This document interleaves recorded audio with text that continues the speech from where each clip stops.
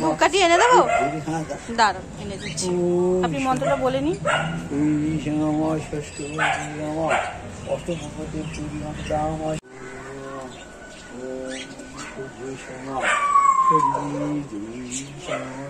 হ্যাঁ দেখো, আজকে রান্না পুজোর সরঞ্জাম শুরু হয়ে গেছে।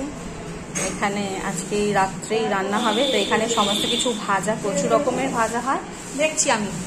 এখানে সব রকম ভাজা কেটে রাখা হয়েছে, শসা ভাজাও হয়, এখানে আলু, এটা দিয়ে পুঁই শাকের চচ্চড়ি হবে, পুঁই শাক কাটা হচ্ছে, আরো অনেক কিছু আইটেম দেখাচ্ছি। আমি নাহলে কেটে দিচ্ছি, দাঁড়াও।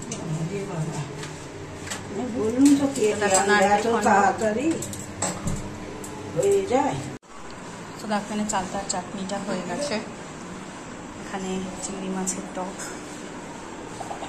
দেখো রান্না পুজো যেটা মোস্ট সেন্টার অফ অ্যাট্রাকশন, সেটা ইলিশ মাছ। ইলিশ মাছের ঝাল ছাড়া কিন্তু হয় না, এখানে সব কিনে রাখা হয়েছে, যেহেতু ফ্রিজ থেকে বার করা আছে তো সব কটা এখনো ছাড়েনি।